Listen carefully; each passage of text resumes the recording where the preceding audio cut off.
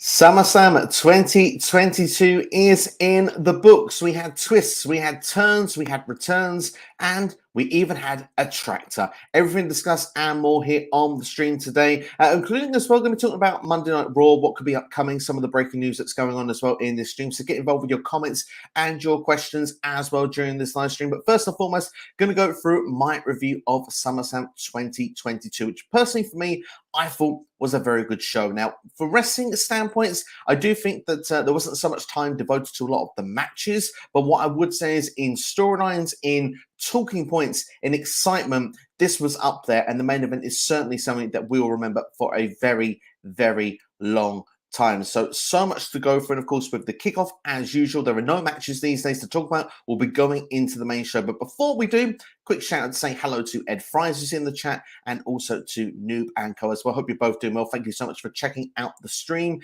First and foremost then, the first match of the night was my favorite wrestling match of the night. It was Bianca Belair going against Becky Lynch. Really enjoyed this match between these two ladies. Loved the story that was told in the match as well. It felt like every time that Becky was on top, there was a one-upsmanship from Bianca Belair, especially when the move second time would come around, she'd kick out of it the first time. Second time, well, she would actually find a counter for it, and it worked really, really well with the manhandle slam, a move that, of course, got Becky the championship at last year's SummerSlam. Kick out this year, of course, then it went for it for the second turnbuckle. Of course, Bianca actually countered that into a Spanish fly, and after that, at that point, we saw then the KOD for the victory. Bianca Belair retained the Raw Women's Championship. Now, of course, rumors going as well. I think Brian Alvarez was the one to actually say this also, that apparently Becky Lynch got an injury very early into this match. Of course, she managed to carry on for 10 extra minutes. There are reports going around that it could be a separated shoulder. If that is true, that's a big shame, because it means Becky will be missing off of our screens, particularly of what was to follow. We saw Bianca Belair, of course,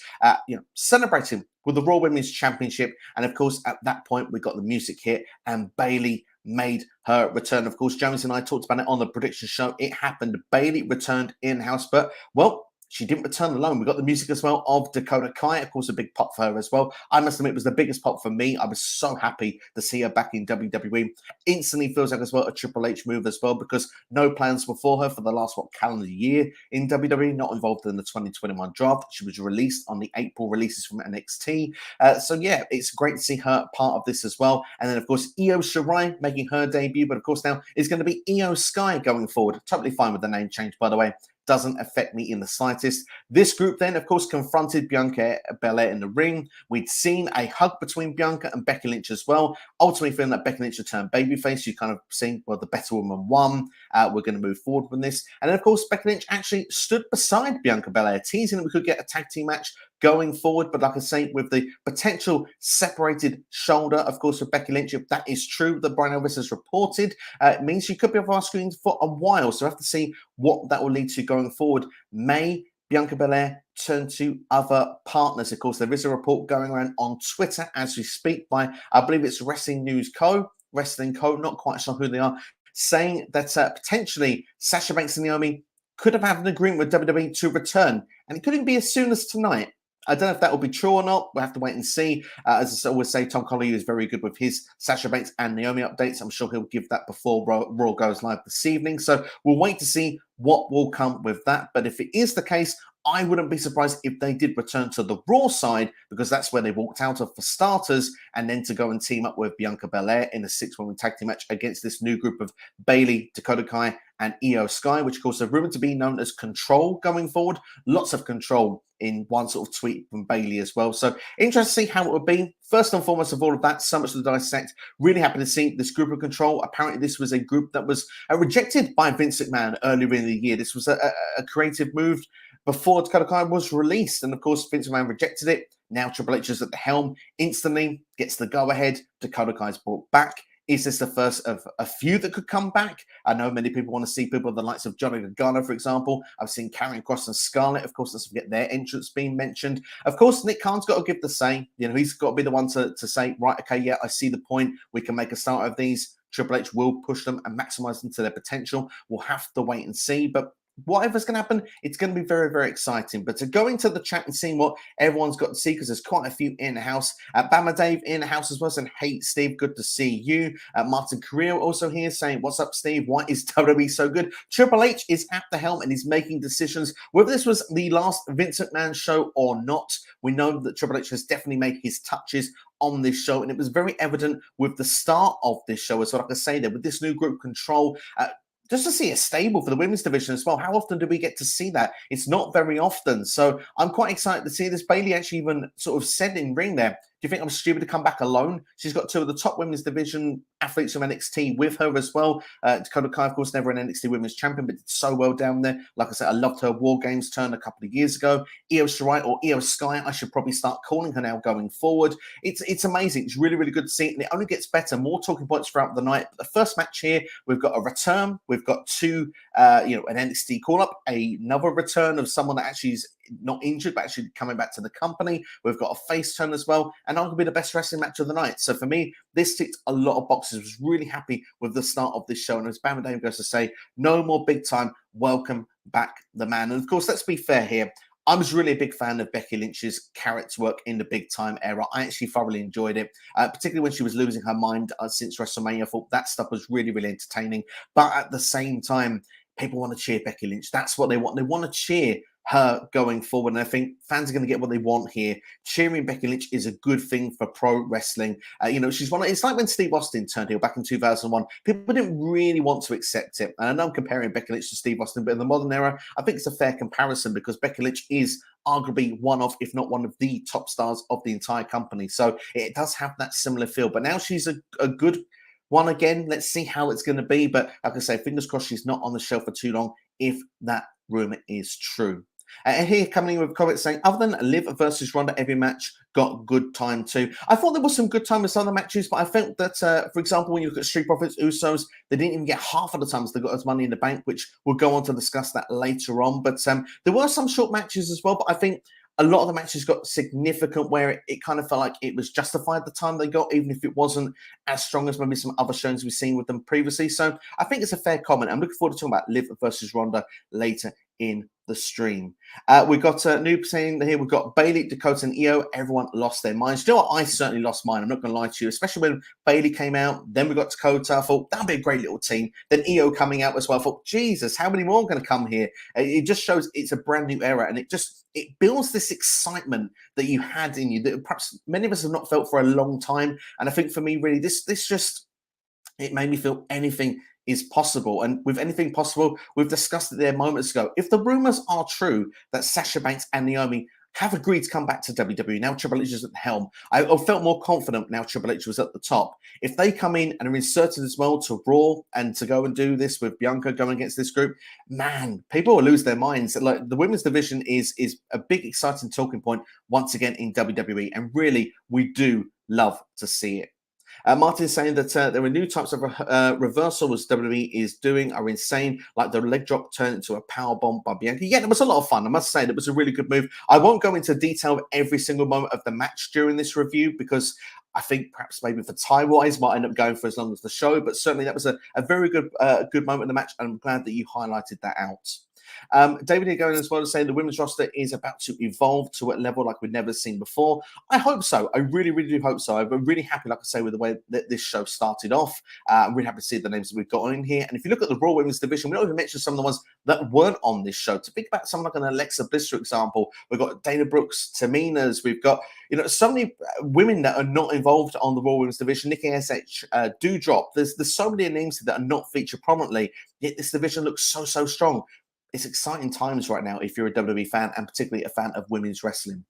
As well, we've got Martin saying, seeing Dakota Kai come back opens the door for all possibilities, and it can happen with just in a week. Insanity, exactly. It shows Triple H, of course, he's also a head of talent relations, which was John Laurinaitis' position before. Look what he's done in a week of his role. Dakota Kai is back in WWE. Brock Lesnar reportedly walked out of SmackDown. That's a victory for Triple H that he came back. If that's all legitimate that happened, that shows very quickly that Triple H said, look, let's calm this down, let's smooth this over. And, you know, we got our SummerSlam main event, and what a main event. We'll be talking about that later in the stream. Go to one last couple of comments then before we do go back into SummerSlam, because otherwise I'll lose complete track of what even happened on SummerSlam. It's a couple of days ago, as I say. Nubico saying that we may need to see Asuka team up Bianca and Becky since fans wanted that match badly. Do you know what? It would be great if Becky's good to go. Asuka would have been potentially the one I would have said would have fit that role. Her or Alexa Bliss for me would have been the other name. So let's see. That potentially could and maybe will be what will happen. And let's say if Becky is out, maybe it's Alexa and Asuka, not Sasha and Naomi. The rumors might not be true. Martin here saying, but if Sasha and Naomi go to Raw, what happens to the SmackDown division? I mean, Ronda got suspended. I've not seen that, actually. It's one little bit of note there you've given me that I wasn't aware of that suspension. Obviously, it's kayfabe suspension as well. The thing is, Sasha and Naomi were the women's tag team champions. They were SmackDown performers. They went to Raw, wasn't they, as tag team champions? So I'm not quite sure what would happen, but maybe one or two names would go over to SmackDown, perhaps in some format, or SmackDown probably feels they have enough right now. Obviously, we've seen Liv Morgan go over to SmackDown recently as well as the women's champion over there. So they've got stuff going on. If Charlotte Flair returns as well in the near future, I mean, they will be covered at least till the draft anyway. The draft will only be, 6 to 8 weeks away. Tino's time in the house. I hope you're doing well, Tina. Thank you for checking out the stream. Hope you are doing well, my friend. We're doing a Raw watch-along later this evening. So if you're in the States and you fancy catching up with Tino while he's live watching Raw, make sure to go and do so as well. David is saying apparently Becky hurt her shoulder, might miss a while, and only cut promos for a bit. Which is still about cutting promos. That certainly would be a good thing as well. Having Becky on our TV screens certainly would be, it's must-see TV. It's certainly good for a WWE fan if she is there. Is Raw now a must-see for me? Yes, especially tonight. If WrestleVote's rumors are to be believed, apparently that is going to be seen as one of those shows that's going to be a statement show. So if we're going to have a statement show tonight, expect them to go all out. Maybe Triple H will be now for the first time in full control of what's going on. Obviously, storylines were still in place when Vince left and Triple H took in to do SummerSlam. Triple H has made some calls, clearly, but now Triple H may be at the helm saying, right, this is going to be what I'm going to do going forward. Clash of the Castle, we've got a number of weeks. I think it's September the 3rd that it's going to be. So the whole of August, no premium live events. So there's plenty of time to put some groundwork in. Who knows? We might even see the Intercontinental Championship on SmackDown side make a POE. But you're asking about Raw. I think Raw is going to be must-see tonight for sure. Is it still 3 hours? Yeah, it's still 3 hours. But you know what? I think Raw tonight, I'm really excited to see what is going to happen. I think it's going to be a knockout show, if I'm brutally honest. Nubico saying that, but my question is, will Asuka play a part in the new era of WWE now that Vince McMahon is no longer a Triple H creative? Absolutely, no question about it. Asuka will be, because, I mean, she was booked so strongly in NXT with Triple H. Let's not forget, obviously, she was undefeated the whole time she was there. I think she'll play a part. I mean, she still had a strong part with Vince McMahon as well. I think her role will be around the same. And as I said to you, I think this in a previous Q&A live stream somewhere, I think she'll be at SmackDown before the end of the year, part of the draft, and I think she'll continue to have plenty of TV time. Mike, Tana has a mic in-house as well. In 5 minutes, the women's division on Raw got instantly better. Totally agree with that. Glad to see Becky as a face, which was a Triple H call. Totally agree with that. Ronda turning heel as well, which we'll be talking about, and perhaps we'll get Ronda versus Becky at WrestleMania 39. I really do hope so, and I think that is the direction. I think the groundwork has started there on that one, even if they've not interacted with each other. And also, they were saying, I think so.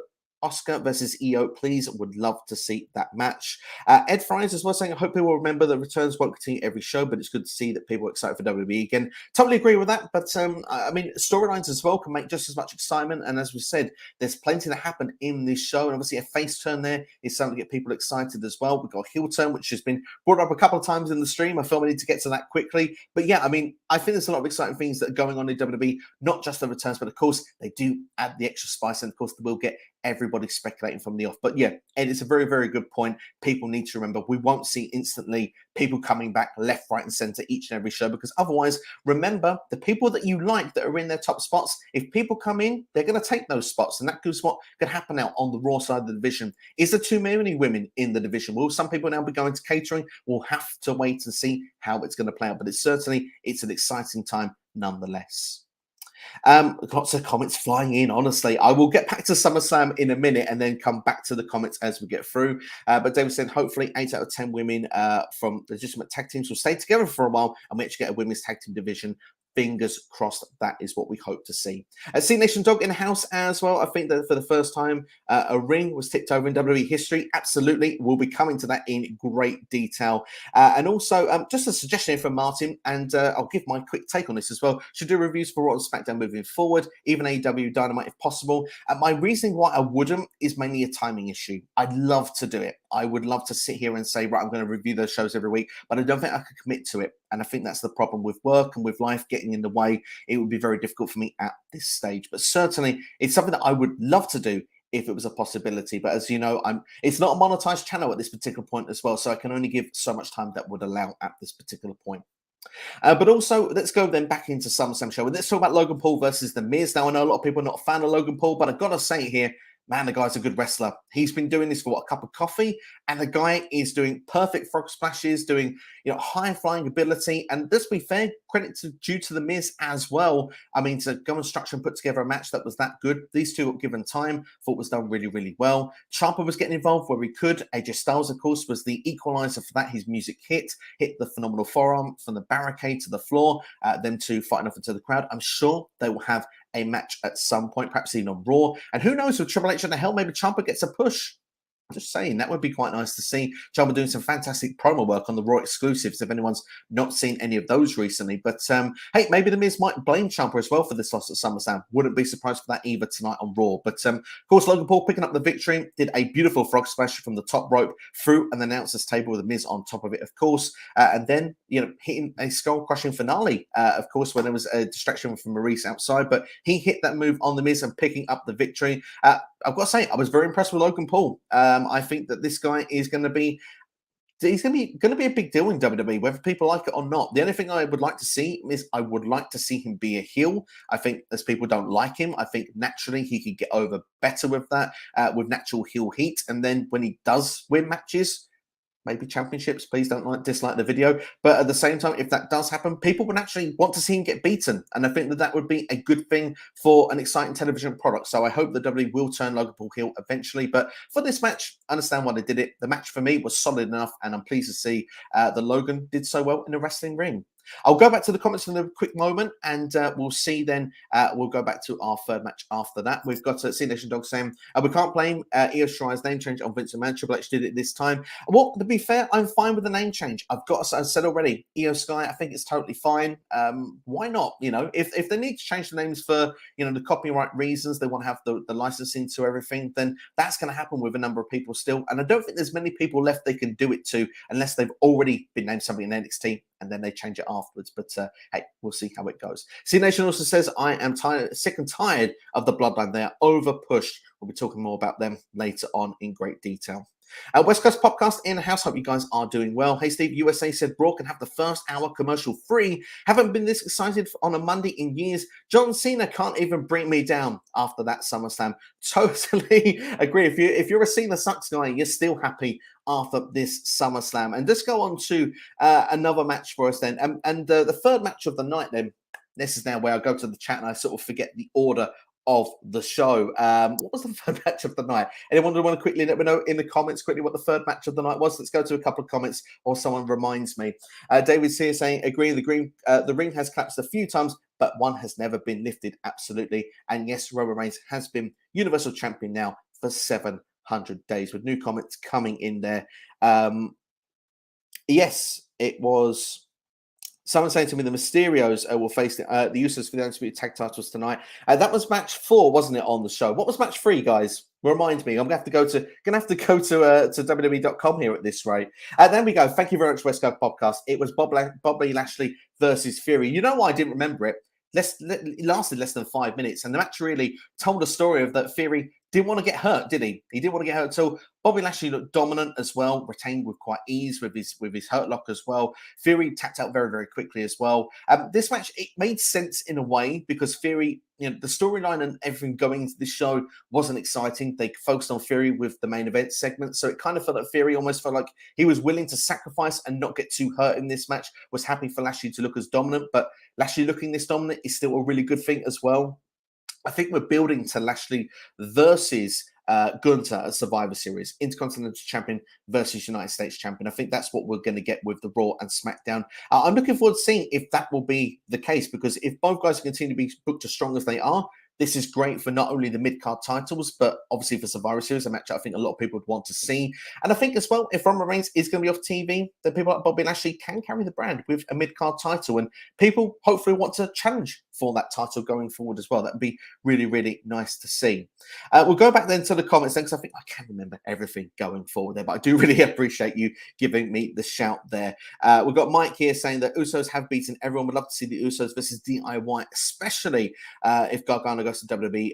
Usos versus DIY would be lit, especially with Triple H in charge. It certainly would hit as well. Yeah, I'm really hoping that will be a direction they'll go to. So I do think that Miz and Ciampa will break up in the very near future. But yeah, for me, I really, really hope this happens. I think that Triple H is there. I do think there's more likelihood that Gargano will go to WWE over AEW, even though he said he's not made his mind up at StarCast this past weekend. But yeah, time will tell. But I think if Trips gets his way, I think he'll be in WWE. I think he probably will be on the same brand as Ciampa, because they'll either fight forever or team forever. It'll be one or the other. We've got Martin saying, I believe WWE fans will let Logan Paul only win the 24/7 title. Probably a fair comment. Did we see that Raw will be commercial free for the first hour? Yes, and I think it's very exciting. It's great news. And Tino, that means you will not get a lot of respites during your live stream later on. Make sure you've got plenty of water or vodka or whatever you drink on the side of you when it comes to later on. David as well saying, breaking news tonight, the Usos will be defending against the Mysterios for the Undisputed Tag Team titles. I hope the Mysterios win, but I've got a funny feeling that when the Usos drop those titles, it will be on the same night that Roman drops his, just to put a bit of extra pressure on the Tribal Chief. And I do think as well then that when Roman does eventually lose, I do believe that Roman will actually blame the Bloodline. So will that mean actually the Bloodline could break up at that point? We'll have to wait and see. Wait and see what happens. Nation Dog is hyped as well for the Usos versus the Mysterios. Let's talk about the Mysterios very quickly, shall we? Of course, they actually got the victory over Judgment Day on this show. And you could be forgiven if thinking it's a bit of an afterthought, this no DQ match, because there wasn't many weapons involved. But what I quite liked about this was the fact that, well, we got the return of Edge. It just looked like that we were going to get a concerto, that style, and then we've got the sort of brood music. I know that it's sort of been a bit of a spoiler. It came out on Twitter like before the show that Edge was coming back, but at the same time, I was quite pleased to see it. And Edge obviously got a bit of a scare cut as well, much shorter haircut now. He sort of attacked Priest in the rampway, hit the spear, of course, on Finn Balor. Then we saw, I believe there was a 619 involved there with then Rey Mysterio doing sort of a flip over the top rope, almost in a way. Didn't sort of put his feet on the top rope to do his splash like he usually would. He just sort of kind of jumped over the top rope into the splash. But yeah, for me, again, ticked a lot of boxes. I thought that this did what it needed to do. We got a return in Edge, which is really, really exciting. Like as Ed said, we won't get it in every show, but still at the same time, it's great to see Edge back. Perhaps we'll get now Edge versus Finn Balor at Clash of the Castle. You know, Finn Balor will be a big selling point of that show, of course, being in the UK. Of course, Finn Balor is from Ireland as well, so I'm sure people will be traveling from Ireland to go and see this show.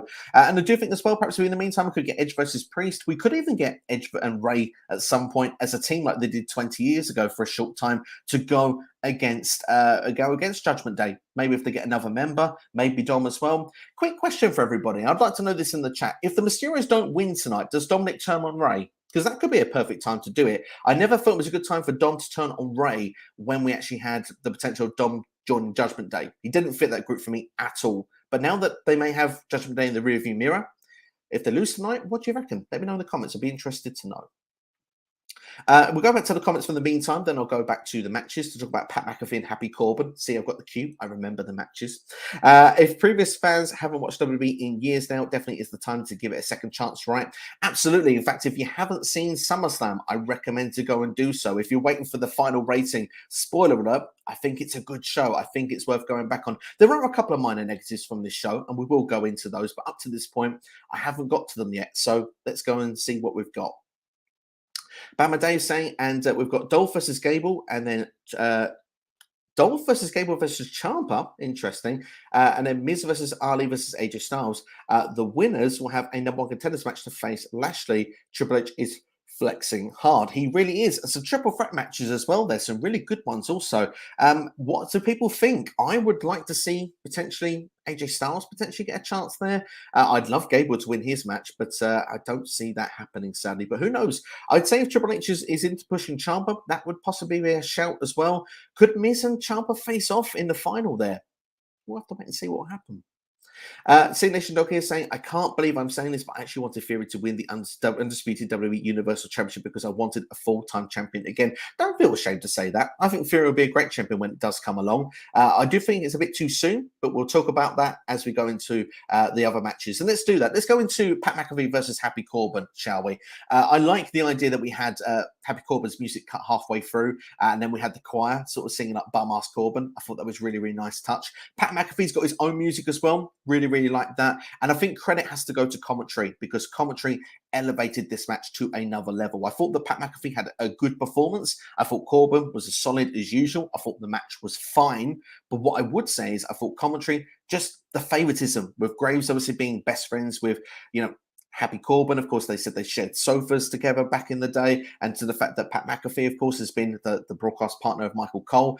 Michael Cole was on a different level, and obviously he's such a good commentator. We've seen it with like the NXT UK when they crowned their first champion all them number of years ago. Michael Cole is great when he does his thing. But when he's being told what to say by other people, that's when people didn't like it. When we got the anonymous Raw GM, when they had the heel run in 2011 with Jerry Lawler, people hated Michael Cole from that point onwards. The fact that we got to see Michael Cole in his glory here, and even to the point that Graves said, I liked it when you didn't have an opinion. I thought it was a great line. I really enjoyed that. And of course, Pat McAfee picking up the victory in this. He got his revenge with the low blow in there as well. For me, I thought this match was good. I don't want to say it was great. I think with a lot of the matches, after the first two matches, a lot of matches here were sort of short and got to a point of where they needed to get to. It was kind of a bit of a throwback to like Attitude Era, kind of ruthless aggression kind of areas. But at the same time, this was like a 3.5 hour show. And you have 8 matches you need to get through, a long entranceway, big entrances as usual here with these sort of stadium shows. So the in-ring action could only be so long, but for me, it ticked the boxes, did what it needed to do. I'll continue on for the minute because I want to get through the matches, get through the review, and I can just simply go to your comments, and let's do that because we're nearly half an hour already into the stream. Obviously, we had the Street Profits against the Usos, as we can see in the chat already, the Usos picking up the victory. Jeff Jarrett didn't call anyone slap nuts and didn't use the guitar. I was slightly disappointed with that. As I said earlier in the stream as well, they only got half of the time they got in Money in the Bank, so they couldn't put on the same classic that they had previously. But I still thought it was a solid encounter. I like the facial work for Montez Ford being the one that's got frustrated. Of course, Angelo Dawkins was the one that was pinned with the 1D. And it looked like there that perhaps Montez Ford, who was really upset after this match, could be the one that could turn heel. And thinking about it now, I really want to see Montez Ford as a heel. I like this idea of maybe his character, because he has this happy-go-lucky and, singing along with everything like that. How about we see a badass Montez Ford? He's got so much charisma. The Rock, when he was babyface, turned heel. And The Rock's endorsed Montez Ford so much that if they could have Montez Ford as like a really good solid heel with great mic work for like a good year or so, when they turn him babyface and make him like red hot with the crowd once again, we could have a top star in Montez Ford. I'm going to throw it out there. The Street Profits, the breakup is coming. I'm glad it didn't happen at SummerSlam. I did think they should have had the feel-good moment and then lose the championships on the first title defense tonight, but that didn't play out. And what we've got, I think, still could be very intriguing. So let's see where it's going to lead to going further down the line. Now, of course, Ed Fries to bring up earlier, I wanted to get into it. Liv Morgan and Ronda Rousey, for me, was the one real disappointing note of the night.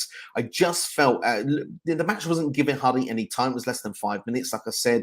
But this one, it really hurt this match. Rather than getting to do what you need to do, what they needed to do, yes, was turn Ronda Rousey heel. Been suspended. Martin Correa, thank you for letting us know that in the comments. But Liv Morgan didn't come off looking strong in this match, even though she got the pinfall victory. Of course, she was in the submission hold. She'd done a shoulder in. She managed to get the pinfall sort of rolling up with Rousey's shoulders on the mats while she had a submission hold in and Rousey not being aware of what was going on. But at the same time, for Liv to tap at the last second, I know that you don't fully see it until it gets to the stage of where we see the replays, but just looking back at it, I thought it makes Liv look a weak champion. I understand you don't want to make Ronda Rousey look weak in this situation, but for me, I would have preferred even a different roll-up victory if it was going to have to be done in a fluke fashion. But I guess this draws this out further. Ronda Rousey, I suppose we shouldn't be surprised she was suspended. She did attack Liv Morgan again after the match. She attacked officials as well. She has called out the social media with WWE and saying that she's being screwed by them as well. So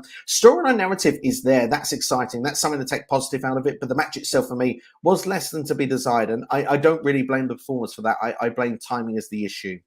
Let's get into the main event. Let's talk about the main event right now, and then I can go just to your comments only, because I want to give each question that you'll come in and give it, every sort of, respectable time that it deserves.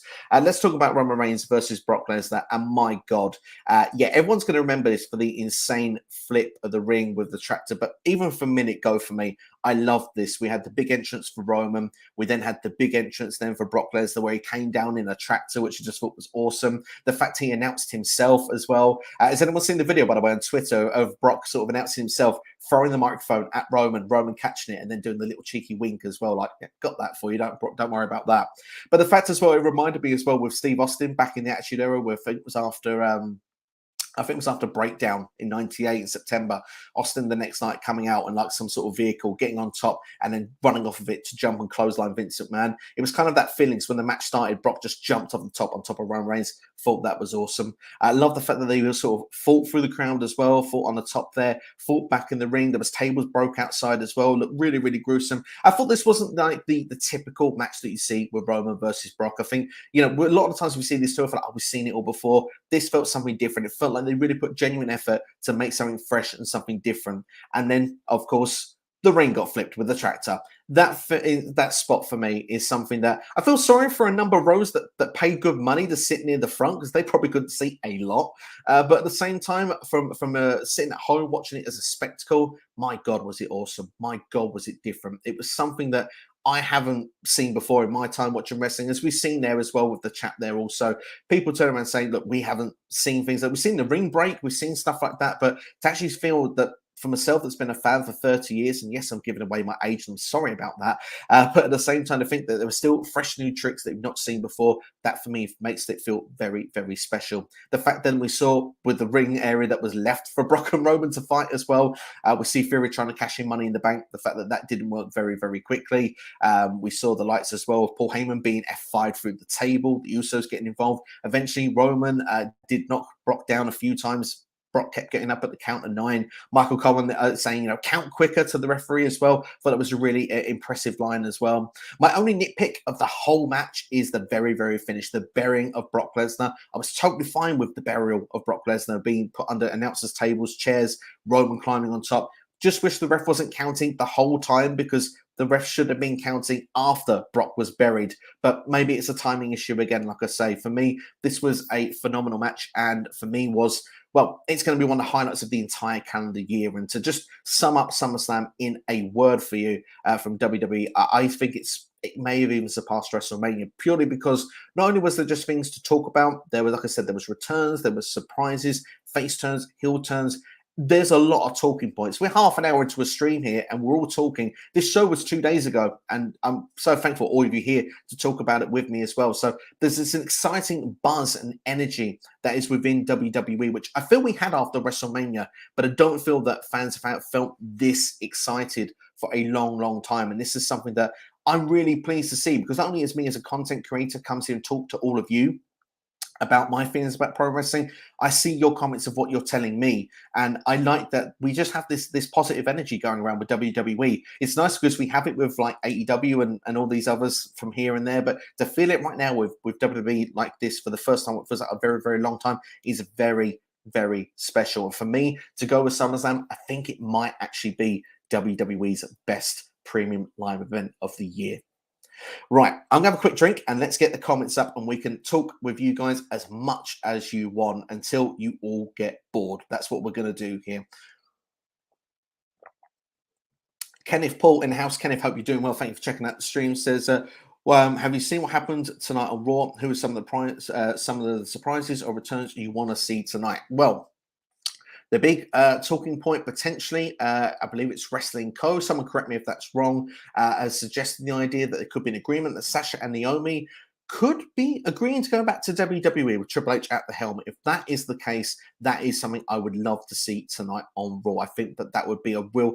Russell Wilson said it's going to be a statement show tonight on Raw, and if it's going to be a statement show, there ain't many more bigger statements you can make than that, unless you're going to do a big NXT call up or you're going to do a big angle, which, let's be fair, I'm one for big angles. I'm happy for seeing that. We've seen some of the matches that have been announced there. We've got, number one contenders matches to go and face Lashley. We've got a tag team title match. So there's a lot of things that are going to be getting us talking tonight on Raw. And I'm hoping we're going to kick off with Clash of the Castle. We've got 6 weeks to build a really good and exciting show. For me personally, I want to see some big groundwork done immediately to go and put in towards that show.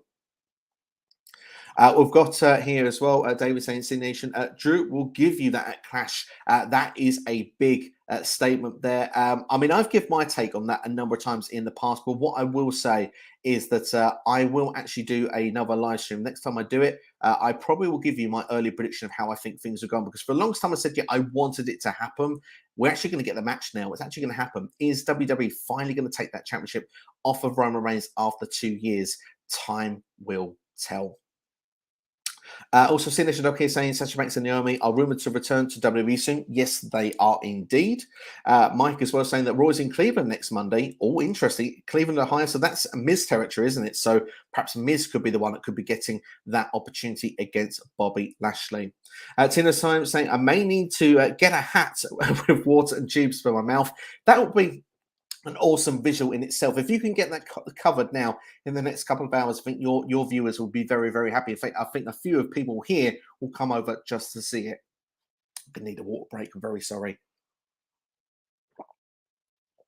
I'm not used to doing these on my own anymore. I always have someone on the hot seat with me, so it gives me a bit of time to have a bit of a breather. So let's hope the voice can hold up. But C Nation says the Usos should lose those tag team titles tonight. To be honest, the Street Profits should have taken them off the Usos at SummerSlam.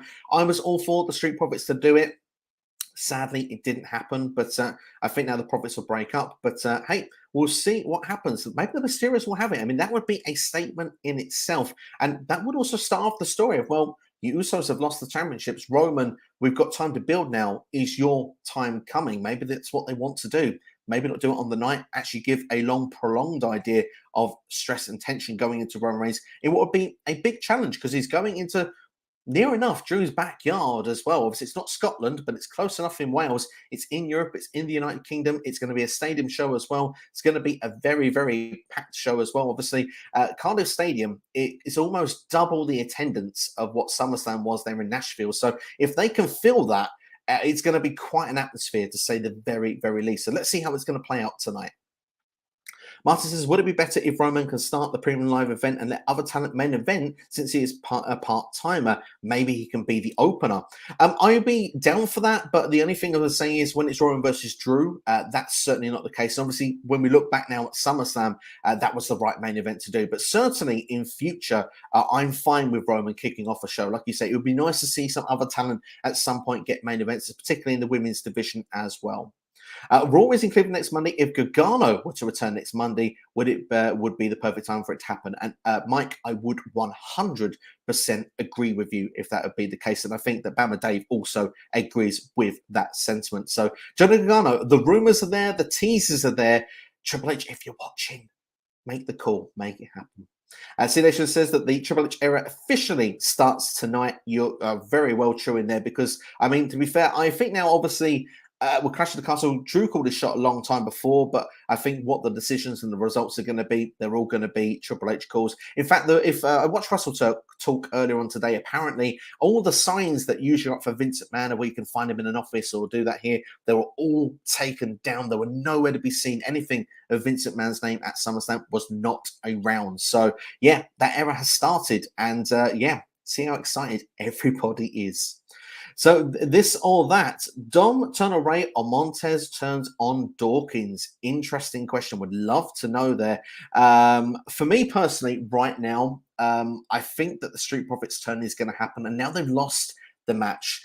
I think it makes the most sense to do that turn first right now. You can do Dom versus Ray at WrestleMania. You can do that in 3 or 4 months down the line. So, and from your old classic series of this or that, right now, I'm going to look at the immediate future and go with Montez turning on Dawkins. But hey, all of them can happen the other way around. But at the same time, judging off SummerSlam, Montez looks like he will be the one that will turn on Dawkins. And do you know what? In a way, I'm kind of happy for Dawkins because I think if Dawkins had turned heel, I'm not saying he's not got any charisma to pull it off because he's got a lot of charisma as well, but I just think he would get lost in the shuffle quicker. He still may do as a babyface, but the fact he can still carry on the Street Profits style on his own, I think he'd have a better potential where Montez can really reinvent himself altogether. And I think as a heel, like I said, he's got the charisma really to pull it off. So I'd be interested to see what will happen with that. West Coast Podcast, Ray telling on Dom is more interesting. A tough love so he gets better, which he needs to do. I agree. Dom does need to get better at this particular moment, but he's not doing bad. We'll give it that boom. But when you look at some of the talent in NXT, and Dom has been on Raw and SmackDown for the last couple of years, you would argue that perhaps Dom should be someone on NXT at this point. But Ray telling on Dom would be interesting. At one point, it felt like that was going to be the direction because Ray was being very tough on Dom, but they seemed to drop that storyline, didn't they? I think when fans returned, and it was about a year or so ago now. So yeah, we'll see how it will go. I mean, Ray, he did the heel thing once in WCW, part of the Filthy Animals, and I've got to say, it didn't go well. But then maybe it was the people booking it. This could be a far more interesting storyline if Ray was ever to turn heel. We've got C-Nation Dog. Roman Reigns is losing the Undisputed WWE Universal title to Drew McIntyre at Clash at the Castle. That is a prediction there from C-Nation Dog. We shall keep a note of that one there.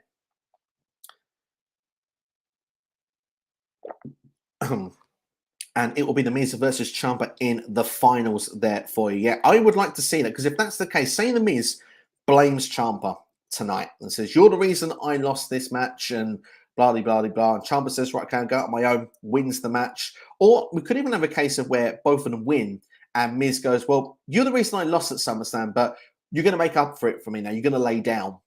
Just you lay down in the middle of the ring. I get the 1, 2, 3. I get the match with Lashley. I'll forgive you. You get to be with the A-lister and you get to be doing all the sort of Hollywood things that you wouldn't get to do. You just be a nothing on main event otherwise. And Ciampa refuses to lay down. And then we get a build-up of that where Ciampa turns face and we get a proper Tommaso Ciampa on Monday Night Raw, which I think would have some personality, some character, and something that maybe people would be more interested in seeing. I don't mind the Destroyer that we've seen that's Ciampa attacking people from behind, but it's not really had a lot of substance. And the fact he's paired with The Miz, I just don't see it. I just don't see it. So yeah, I'd love to see this if this was to go down. Also says the Bloodline had run over WWE for 1 year. I think it's time that the Bloodline got some of the gold taken off of them. Totally understand that. I think the time is coming. I think you haven't got to wait much longer if I had to predict. I think by Clash of the Castle, at least something, if not everything, will be off of the Bloodline. Martin Creo says, I would rather the Street Profits split up, but in a peaceful way. It's something different than the usual heel turn faults.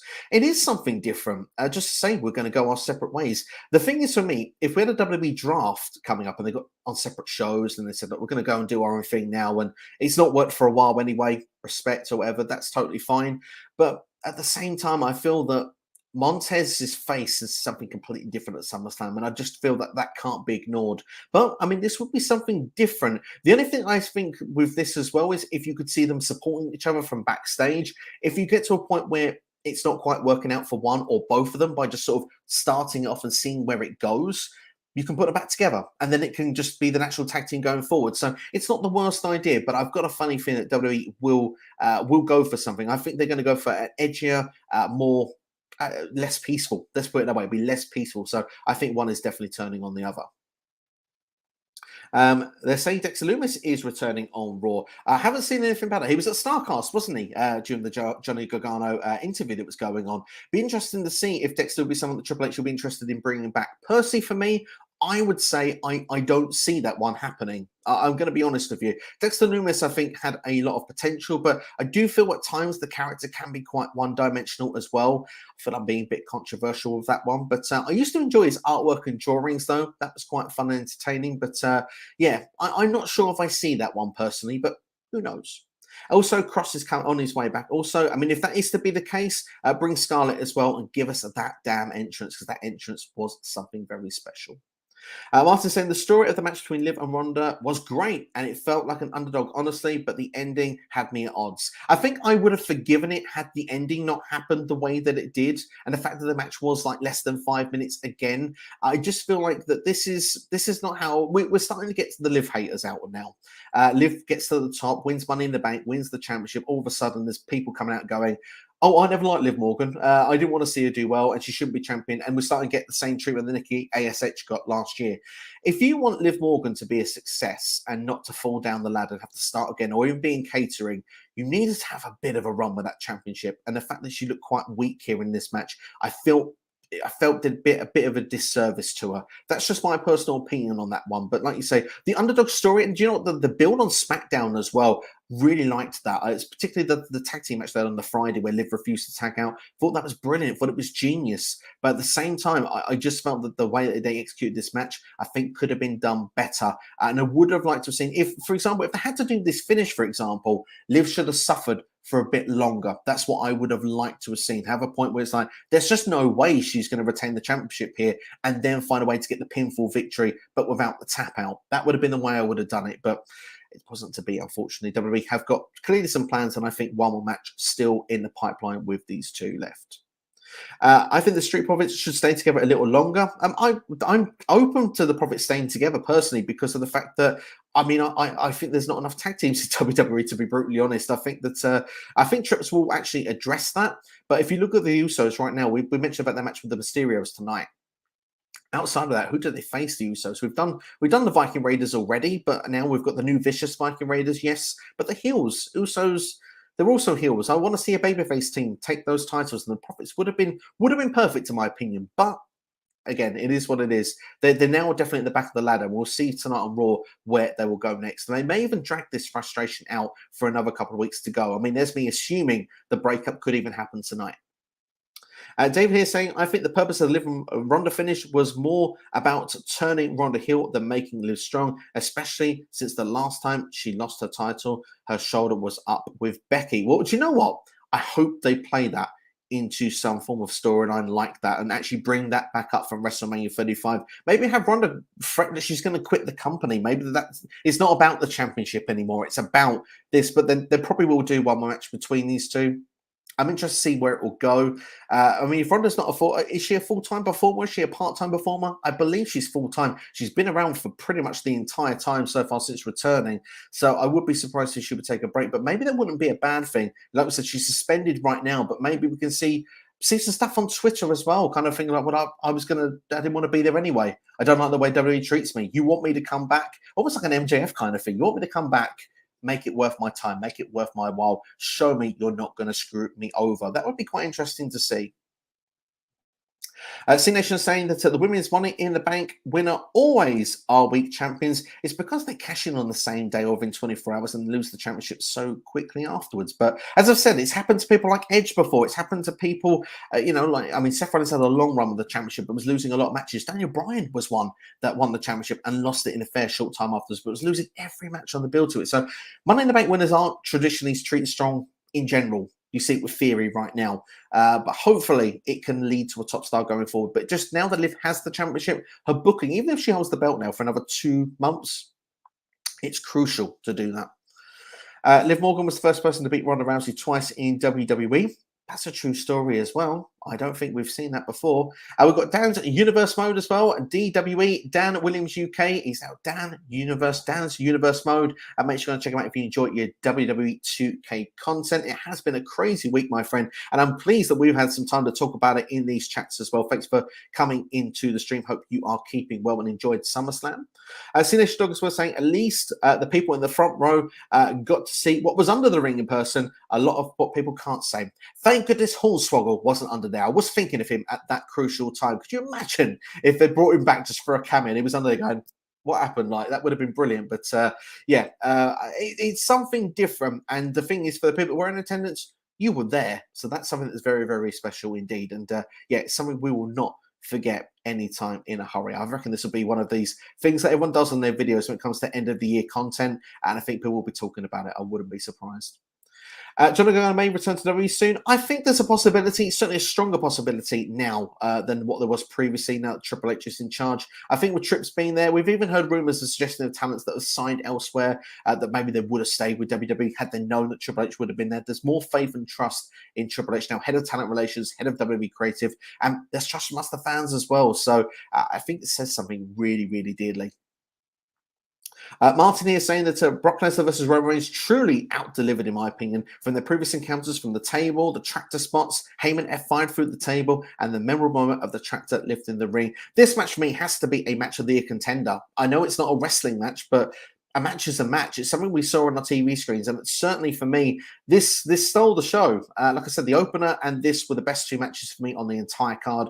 Outside of that, I probably would have gone Logan Paul versus The Miz. Probably would have been in the third spot, just because I was mega impressed with Logan Paul's performance. To be fair, I mean, you don't forget how he performed at WrestleMania, but to do it in singles capacity as well. We've seen Pat McAfee impress in other matches previously, and I do think I will go out and say this. I do think this was Pat McAfee's weakest performance, but that is harsh because Pat McAfee has been awesome in every match he has done up to this point, including the one on NXT TakeOver against Adam Cole. But going back to this year, everyone crapped on we were getting this match, but I always felt myself, even I crapped on it a bit, but I was like, last man standing, this will be better, but this blew every expectation out of the water. And I think certainly now fans are glad that we got this. Not only we got this, I felt like we got a definitive finish. I don't see WWE going back to this in 3 to 6 months' time. Let's wait till WrestleMania 39 before I eat my words. But genuinely, I think we are moving onwards now from these two fighting each other after so long.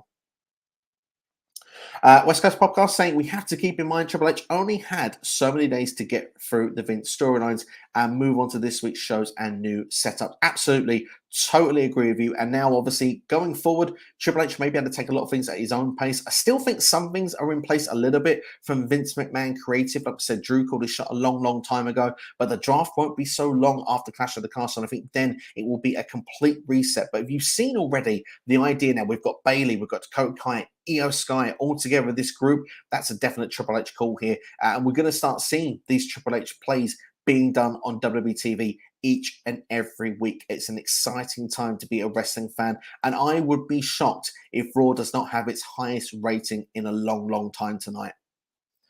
Dan's Universe Mode as well saying SummerSlam had Mania type feel. It certainly did, and that's why I think even potentially, I thought Mania was fantastic this year over the 2 nights, but I feel that this as a one-night show may have actually surpassed WrestleMania. It's difficult to say, isn't it? But both of them are definitely on par. But for me, there was a real buzz coming out of it the other side where I felt Raw after Mania, I felt that was a really good WrestleMania, but I didn't really feel like, oh, what's going to happen the Raw after Mania? This one really does feel Raw after SummerSlam, if you get what I mean tonight.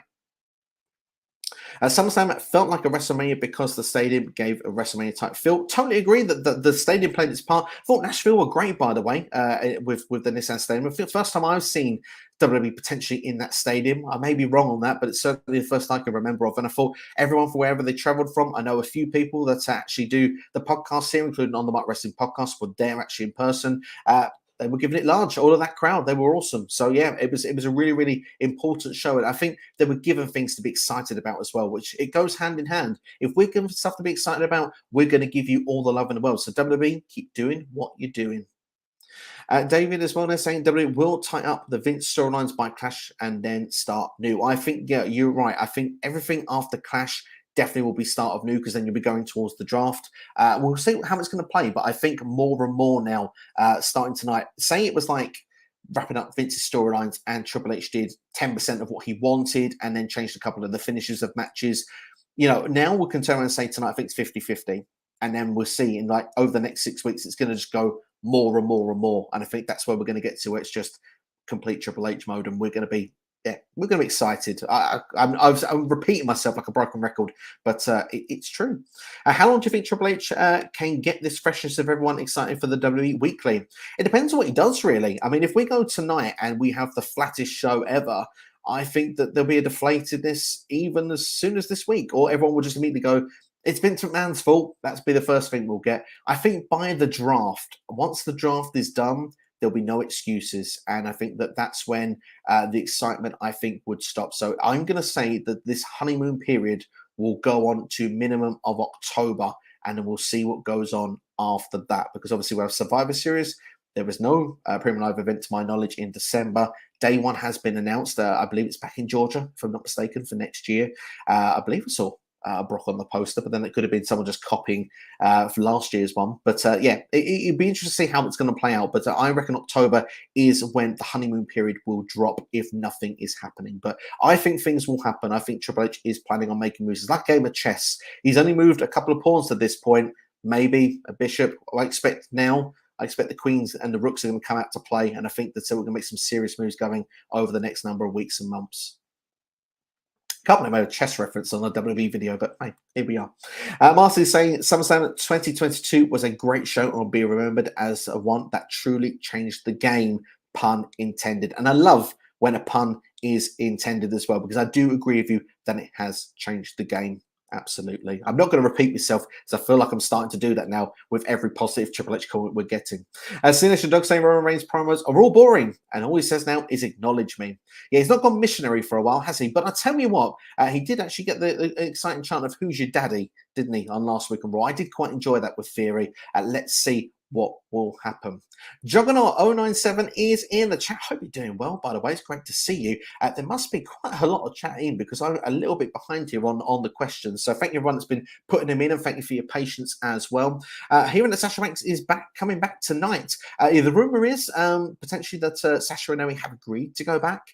Will it be as soon as tonight? We'll have to wait and see. One thing I'll say is, if Becky Lynch's injury is legit, I wouldn't be surprised if Bianca gets beat down with control with the Bayley group, and we get Sasha and Naomi to make the save. That would be my prediction, and then that could be your trios match. I'm going to go with trios for Clash at the Castle. We'll have to wait and see if that would go down, or we bring those women's tag team titles back. Sorry about that. We're in the women's tag team titles back, and we get Io and Dakota in the final against Sasha and Naomi, and we get Bayley versus Bianca, Clash at the Castle. Let me know if anyone would like to see that. Do you think they'll split the two titles eventually? Eventually. I don't know how they're going to do it at this point, but Survivor Series is coming up. If they're going to do Raw versus SmackDown, they're going to need to know how to do this in the next couple of months. That's something that will have to go down. The only way I can see them getting around that Survivor Series otherwise is simply just to defend it. Roman and Usos can represent SmackDown, and you get challenges from Raw. That's the only way you get around it at this point. If you're going to do Raw versus SmackDown, you don't separate those championships. David saying Triple H knows how to tell stories. He won't need to call up a lot of people or do a ton of surprises like somebody else to create much watch TV. Yeah, I mean, he does know how to tell good stories. What I liked about Triple H in NXT, for example, I found a lot of stories were simple but effective, and I think that that's what we could get here going forward. Simple but effective storytelling. If he is able to do that with some of the larger life characters as well in WWE, I think that he can actually have a knock-on effect and get things going where people are excited and building new stars for the future, as long with the current stars. Look, there's definitely a take that's been done with this. We don't know with the Brock Lesnar and Roman Reigns whose idea that was. I believe Michael P.S. Hayes actually did the production for that match, but obviously some ideas have been fed to him how to execute that match, but still very good job done to him. I think there was a big applause as well for Brock Lesnar when he got backstage, clearly an MVP of SummerSlam as well this year. But yeah, I mean, going by none anyway, like you said, Triple H knows how to tell stories, and I think he can do it for all forms of characters, not just the indie stars. I think that's the long-winded point to the short point I was trying to get at. Martin's saying, don't you worry, SCW. I bet Triple H has made that call a week ago. He is ahead of us. I'm pretty sure he is at this point. I don't think anyone saw. We talked about Bayley potentially returning for a number of weeks, but I don't think anyone saw Dakota Kai returning at SummerSlam, even though I suggested in the Triple H creative video last Monday. I didn't think it'd be as quick as that if it was ever going to happen. So yeah, anything could be going on from this point. And Io Sky as well being around shows that she was right when she did the rumors thing on Twitter. But yeah, really exciting stuff. I'm so glad that all of them are there. SCW, glad we never get to hear from Vince McMahon ever again. Yeah, we may. I mean, I'm assuming at this point we won't hear from him ever again. So yeah, let's see how that will go down. As well, the SummerSlam main event was kind of overbooked. I mean, I can see a point. At the same time, for me, I really enjoyed it. I think mainly because of the fact I was expecting Spear F5 through the barricade, because they always do that every match usually, and then I was expecting someone trying to cash in, and then they'll destroy Theory, and then they'll just go to the finish. Maybe if we were lucky, we got a little bit of blood, and we didn't get any of that. We actually got a different match to what I was expecting. So where I can see, you may say, kind of overbooked for me, I thought it was a huge spectacle, and I think it was above and beyond what I expected to see. And just to say, by the way, the call to Johnny Gargano is where Triple H is already ahead of us. So I do appreciate it, Martin.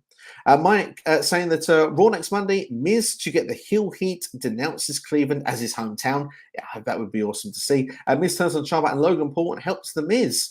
Gargano makes the save. And then we've got Paul and Miz versus DIY at Clash at the Castle. Interesting. That's some creative booking now. I'd quite like that. Ohio's own, or near enough there, going off in Cardiff, Wales. I'm down for it. I wouldn't be against it. As well as this, we've got when Dominic Mysterio cuts promos, it looks like he doesn't care. When the Judgment Day attacked Rey Mysterio, Dominic looked like he didn't care. That's the thing where I think he needs to improve as well. It's not just in ring, it's the character side as well. I still feel he's kind of a bit like Cheers on Daddy, what Daddy does, and I think that he needs to break into his own shadow. He needs to get a bit more of a mean streak in him as well. He still feels, I know he's like in his early 20s, but you need to see like a mean streak, a nasty streak, a believableness that this guy, he's going to kick some butt when he gets in the ring, and that's the thing. A lot of people give a lot of crap to Theory, who's of a similar age, may even be slightly younger than Dominic Mysterio. Theory's got all the tools in the bag. He's got a great promo. Whether you like him or not, you're not meant to like him. He's good in ring. He's believable a lot of the time. He could kick someone's butt, unless you've watched for the last 6 weeks where he's losing matches left, right, and centre. But before that, he was Vince's boy, and he was winning matches. So let's see how it will play out. But yeah, Dominic Mysterio does need to improve a little bit, but he's not all bad. Like I said, there is definitely a lot of potential there, and if he's even half as good as Rey Mysterio, by the time he hangs up his boots, it will be a hell of a career for him. Ciampa may get his first name back. Who knows? We'll be optimistic at this point with anything with Triple H in charge. As well, can we now get those black and white Finn Balor promos from NXT? That would be awesome. That would be really, really good, because that can actually really fit the Judgment Day as well. I really like that idea. Yeah, let's hope that happens, Martin. I'd be really, really down for that idea. As well, especially as well, just quickly go back to the comment quickly as well, with Edge now doing the Brood as well, can have like the fire as well in the back for his stuff also, so you can have that kind of clash of styles. It'd be a lot of fun. I'd be down for that. Randy saying, I'm happy that Ronda is a heel and now she needs a manager, and that could be Sonya Deville and Ronda and Shayna heel stable. I'm intrigued also. Fantastic idea. I think Ronda does need a manager of some description. What I would say though, Ronda would benefit so much with TV14. Just being a heel in general, you saw when she cut off of that fan on last week on SmackDown, she's much more comfortable doing stuff like that. If she can do that sort of stuff, it's better for Ronda to be a heel. And if she's got someone that's on her side as well, that's like, watching her back like a Sonya Deville, I think that would be great. I mean, obviously, you mentioned all them, they've got MMA background as well. I quite like that. We've seen stables now with Control. Let's see one like this. I'd be quite open to it. Really fun idea, Randy. David's way, he'd have Miz cut a scathing promo on Cleveland because he's a Hollywood guy now. Just send out Gargano to cut the promo with him and begin the story. Miz's first feud for Johnny. Well, Miz is usually the first feud for anybody that comes into WWE these days, even Logan Paul and Cody Rhodes only this year as well. So yeah, I'd be fully down for this idea. Sinead Dog also saying, everyone talks about Montez Ford being a successful single star, but I also see Angelo Dawkins becoming a successful singles star. I do as well, but here's the difference of what I'm going to say. And again, it's probably a bit harsh. I can see Dawkins winning a mid-card title. I can see Ford winning a world title. And I think that's the difference between the two. And I do think Ford, we're talking a couple of years away. It's not going to be in the next couple of months. They're both par on par for that, probably. Maybe Ford right now could go for Bobby Lashley, for example, for the United States Championship. But Angelo Dawkins, he could go for against Gunther right now as well for the IC title if he was moved to SmackDown, for example. So I see them on par right now, but I think I both would lose those matches by the way right now as well. But I do think long term, I do see Ford being one of the top guys in WWE. I think he has the potential and the tools to do so.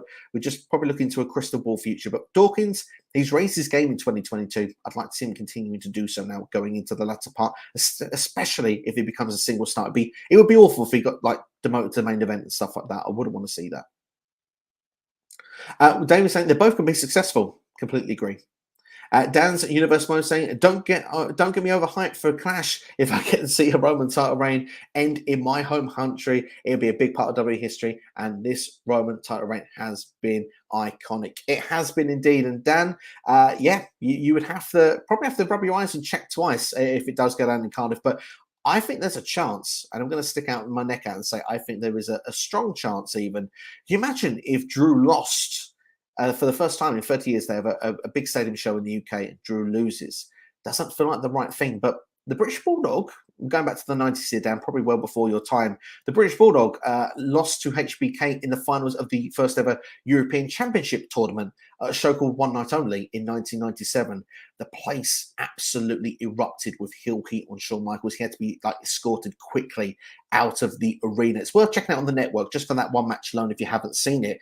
And yeah, I mean, if something like that happened, where Roman would probably get a lot of heat in Cardiff if he was to win, but I wonder if WWE would want to give him a feel-good moment in Cardiff. But yeah, I don't want to get you overhyped for Clash. We'll see how it plays out. Anthony, hope you're doing well. Thank you for checking out the stream. Says, what do you think they called the stable that Bayley is leading? Is there going to be 3 people? Or do you think they'll add 2 or 3 more people for the main roster or NXT? I think 3 is enough for me personally. The women's division is only so much in depth anyway. I think there'd be like 12 women at this point in that division. So if you've got 3, that's like 25% of the division already. I mean, you can do an NWO style thing if you wanted to, but for me, I don't think that's necessary at this point. And I think people would start getting lost in the shuffle, even within that group, if you brought too many people in. So for me personally, I would keep it at the 3. As for the name of the stable, the rumored name is Control, judging off Bayley's Twitter account. So Control could be the name, but we'll find out for sure, I'm sure, tonight on Monday Night Raw. So I'm assuming that's where they're going to be, is that going after Bianca Belair, the Raw Women's Champion. We've got C Nation saying Dexter Lumis is returning on Raw. It was just in NWA. Oh, if there's a couple of people are saying that it is happening, this is news to me. So if it does happen, fair enough. I'll be interested to see where it will go. I still would stand by it. I think that character is a little bit one-dimensional, but hopefully Triple H will have a different character to work with, and it could be quite fun to see on Monday nights each and every week. How would you book him? Let me know in the comments. I'm interested to see. Still going through lots of comments, by the way, so I will get to everyone as quick as I can. I believe I'm about 20 minutes behind, so I'll try and catch up. If I was WWE or Hunter, I would have The Miz win and then confront with Ciampa and Miz, and then Johnny Wrestling returns the next week, and then John Morrison comes back, and I would do that, and we've got a feud. I'd love to see Morrison come back. I just can't believe they got rid of him, but would he come back now after the last time? I'm not so sure, but certainly would be down for that feud if it was to go down. There were no title changes at SummerSlam. You're so right, C Nation. It's been a long time since we've seen that. And it's really surprising. There's usually at least 1 title change at SummerSlam every year. Yet usually on every premium live event, if there's championship matches, very rare we get no championships changing hands. And obviously this show was one of the rare ones. It's a quiz question waiting for anyone you want to count, you want to, sort of make them shocked in about 3 or 4 months from now. We go like, when was the last time that happened? People go thinking like 2017, 18. They go, just SummerSlam this year. If anyone does a quiz, that is. Anthony, it seems that Bayley is calling them Control. That is what the seemingly name is now for that group at this present moment. Also, why did WWE make Roman Reigns a double world champion right when he became a part-timer? I believe that they made him world champion, a double world champion.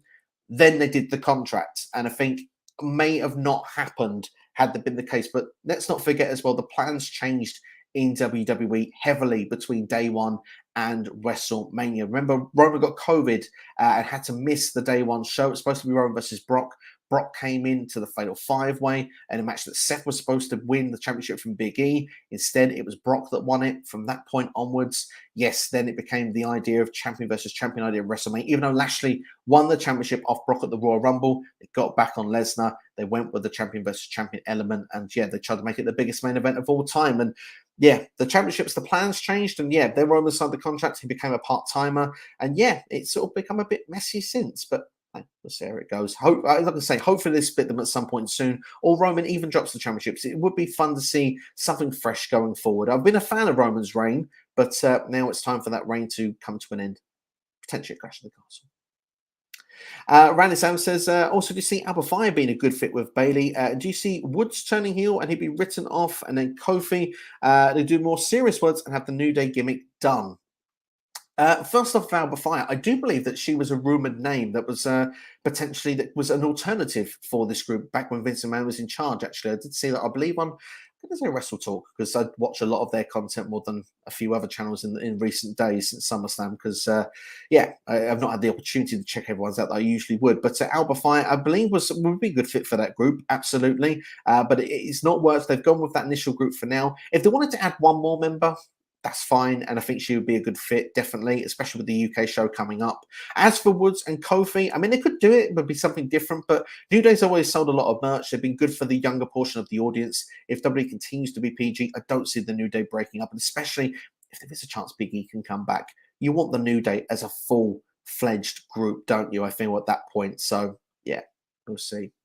A lot of Money in the Bank winners are short-term champions. C Nation Dog is right with that, by the way. Edge, Rob Van Dam, CM Punk, Jack Swagger, Daniel Bryan, Alberto Del Rio, Randy Orton, and more. And that's just the men's division. So, yeah, there has been plenty. But as you go and see a lot of those names, yes, some of them didn't quite work out, but some of them end up being greats in WWE. So it goes both ways. It all depends how you are booked overall. And I do have trust in Triple H and his creative. I just hope that Liv has a stronger run. I don't want it to end up like Ajax Swagger, for example, who never was near the main event scene ever again and can't even get there in AEW politely.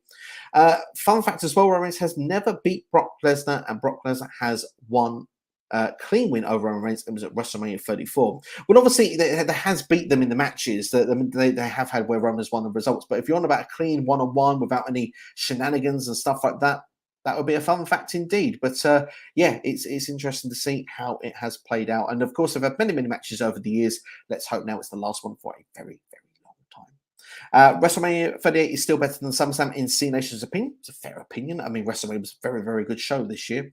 As well, that Anthony's saying, are they going to do a takeover this weekend? Because we usually have an NXT takeover either during SummerSlam or the weekend after. No, they're not going to. They're going to do Heatwave, which is going to be taking place in the middle of August, which will be an NXT special. And then on the same day as AEW's All Out, which will be, of course, then the day after Clash of the Castle. That is your next NXT takeover.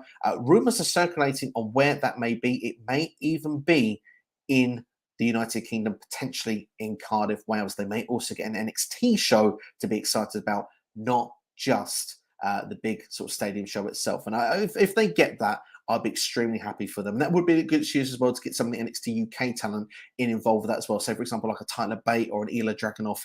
People like that would be quite cool to see. Perhaps even Flash Morgan Webster as well, along with, Mark Andrews, two Welsh lads, of course, in NXT UK.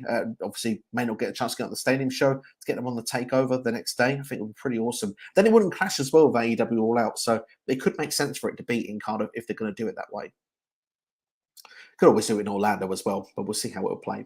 Do you think NXT 2.0 will end and Black and Gold brand comes back, or will it stay the same? So there was a little thing the other day where Triple H apparently made a quote like that his vision of NXT could be coming back. My understanding of that, judging from what I've looked and seen around online, with sourcing things, again, I'll just give Wrestle Talk. They're not actually the source, they are sourcing the people. But if I point you in the right direction to see the video to get the source, at least I'm putting you in the right place.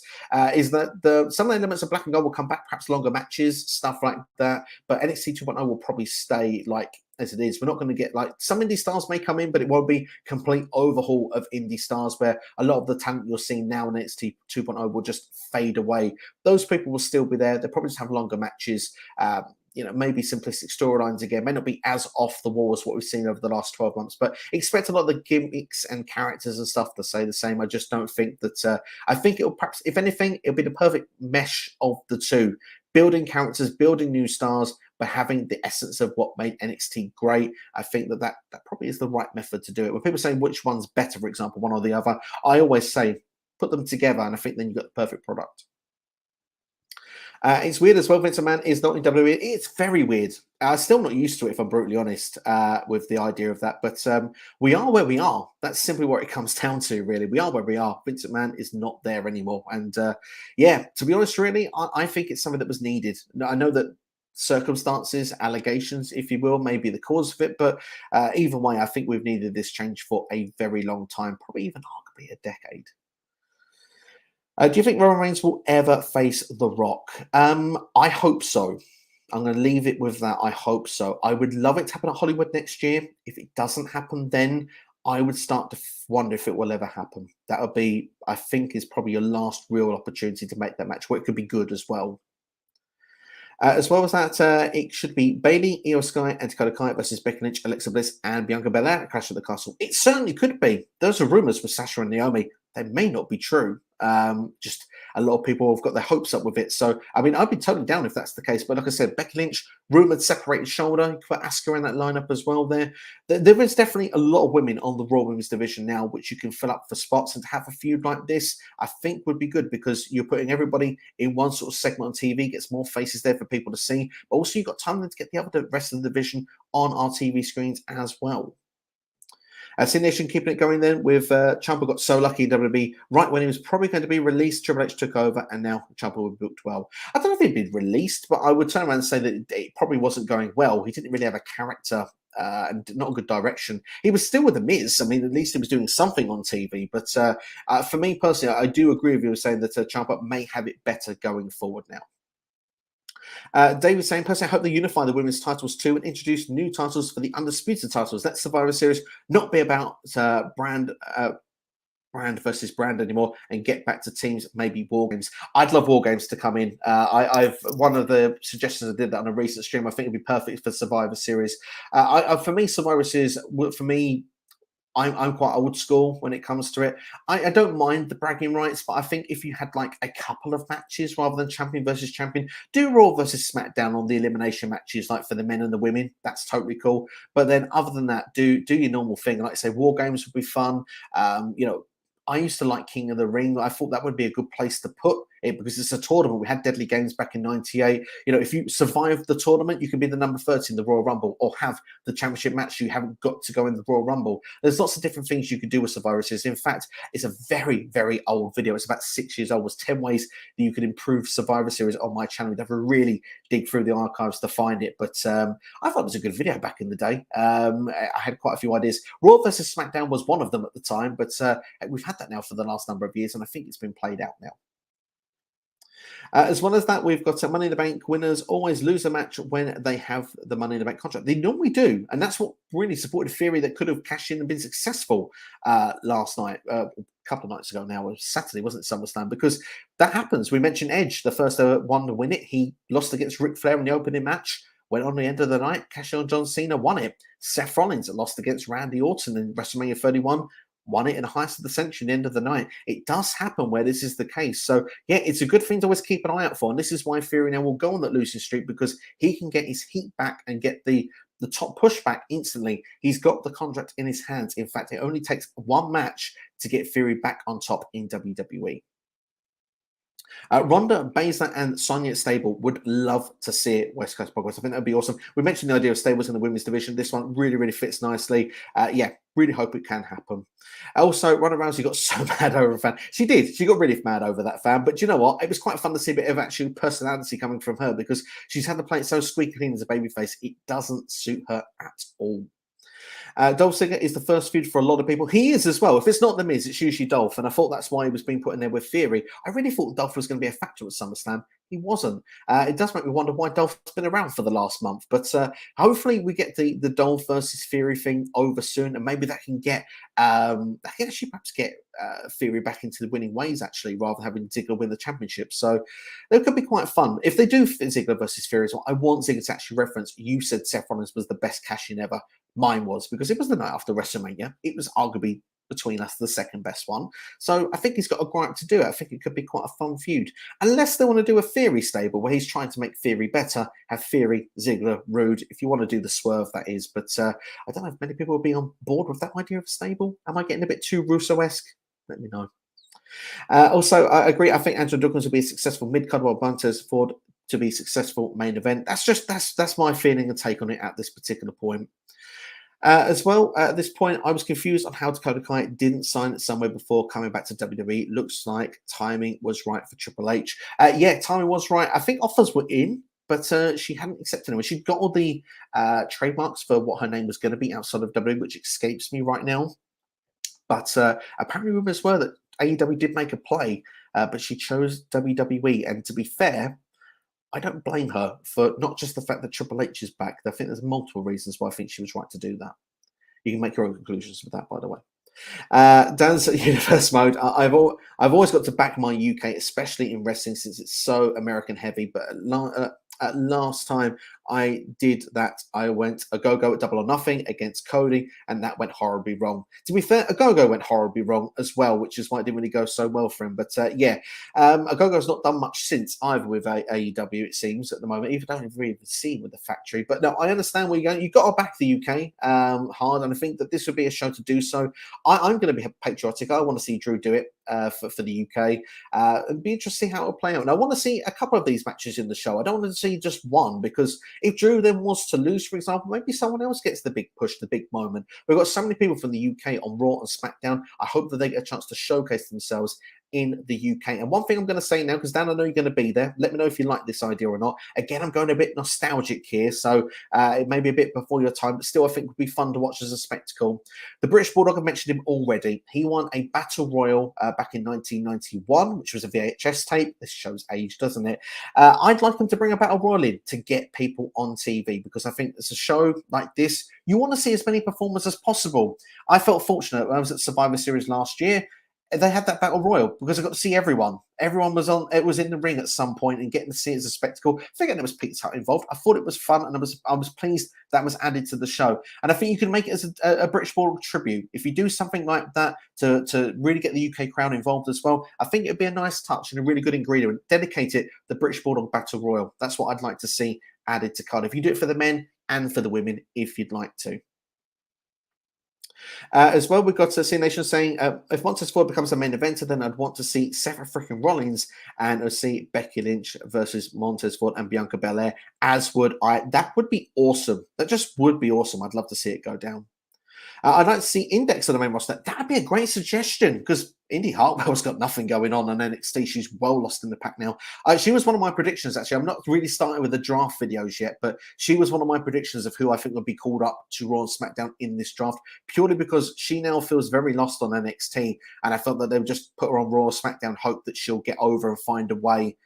There's a pun intended for you, actually in one of those shows. And I think if you do bring Dexter Lumis back, that would be a good idea to do that. I think that would actually, best for business, as our next comment would here say, Becky as a face is best for business, Rollins as a heel is best for business. Don't put them together on screen. Right now, that would be the case. And thank you very much for whoever's spamming the chat right now. We're going to actually block that user so we won't have to see their comments anymore. Yeah, for me personally right now, I wouldn't be against Rollins being back to babyface at some point. I don't think the time is now. But if you were to do that match that we mentioned above a minute ago, Rollins and Lynch against Ford and Bianca Belair, that's a way down the line, so I'd be totally fine with that. But right now, I would agree with you both. Right now, Becky and Rollins, they are in the right positions in WWE. But Sination's going to say that Seth Rollins is long overdue a WWE title reign. But it's something we didn't talk about in the SummerSlam review show. We did have the beatdown, didn't we, with Seth Rollins beating down Riddle. I thought that was good. I liked that. Riddle was very aggressive coming out as well, not so much like, just saying bro everywhere. I thought that was quite nice to just see a passionate Riddle come back in. And hopefully now, if the beatdowns continue, he will not be able to come back and compete properly until Clash of the Castle. That would be a nice storyline touch for me. And Drew McIntyre with his promo as well. Was it Kobe or Cody? Someone that was in the audience getting the chant. I thought Drew was awesome with his promo time, really maximised his minutes. So there we go. The couple of bits of SummerSlam I forgot, and I brought them in for you. As well, we've got David saying, New Day breakup, never. They can have single success without turning on each other. That could be the peaceful one, couldn't it? They've sort of peacefully done it before. They don't need the breakup. Even though I've done a fantasy booking video on it before, I agree with you. I don't think they will ever do it personally. C Nation Dog saying, let's hope Liv Morgan isn't the next Nikki ASH. Yes, please say that it would not be the case scenario. We really do not want that. Scott Retro Wrestling is setting up his channel again, which is great to see. And thank you for dropping in as well. Hope you're keeping well. Do enjoy his retro content as well. Always goes and gives us the best and the worst of yesterday. But Scott is always giving the best, and that's something I can guarantee. Definitely always worth a sub to his channel. Good to see him back. Mike as well saying to us, do you think that Bayley's group control is a rib or a shot against Vince McMahon, as Vince is very known to be a control freak when it comes to decisions? That's a great sort of little hidden gem you've got there. Certainly could be. Certainly could be. I wouldn't want to speculate one way or another, but certainly that would make some sense if they were to do that as a little subtle way. I'd like to see how the group is going to behave as control as well? Are you going to be like a Shield group trying to control the division? What's the message that they've got here? It's great and exciting they're back. Now it's time to get the next layer of that story. That's what I personally would like to see. C Nation Dog as well says, I think it's perfect to put great wrestling and great storylines together in NXT 2.0. So we get the best of both worlds. Completely agree. And going on with that other comment that Mike said, if it is a rib, good for them. The best parts of wrestling are when they're based in reality. And I totally agree with that. I love when we see some reality based in our wrestling. It blurs the lines and you start to question, is it or isn't it? And it's half of the fun, isn't it, to be fair? As well as that, we've got C Nation Dog says, Vacant have been the women's tag team champions for 73 plus days. Is that the longest reigning, C Nation? You've always got the stats for us. Where is that on the rankings right now? Be interesting to see. But no, seriously, I hope those championships make a return soon, because with Triple H at the helm, I have more faith they will be booked properly. As Martin's saying, well, had fun talking about wrestling with you, SCW, and I'm going to heading out the chat. So let's all enjoy Raw tonight. Thank you so much for checking out as well, Martin. It's always great to have you a part of these streams, and thank you for taking your time as well. Everyone else as well, thank you for putting in your questions and everything like that as well. We're going to go through the comments that we've got left, and we've got quite a few in there, to be fair. So let's see what we can get through, and make sure we get everyone in before we close off the show. If you enjoyed this video, please do like it as well. Helps with the algorithms as well.